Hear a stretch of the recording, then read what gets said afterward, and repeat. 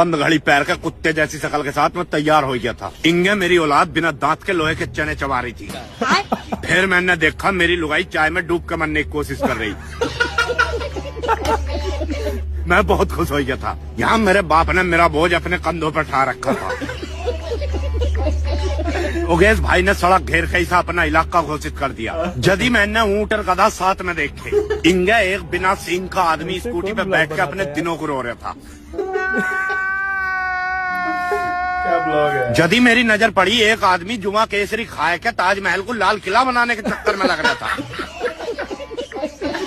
तभी मैंने दुनिया का सबसे बड़ा रेलवे स्टेशन देखा जिसका कोई प्लेटफॉर्म ही चुरा कर ले गया। जो आदमी खुद बीबी के इशारे पर नाचा है वो झोटे को अपने इशारे पर चला रहा था। इंगे बिना स्टेशन की रेल रोकने की तैयारी चल रही थी। जब लाल कपड़े से ट्रेन रुक सका है तो मैंने सोची मैं भी इसे बांध लूं, मेरे भी दस्त रुक जाएंगे।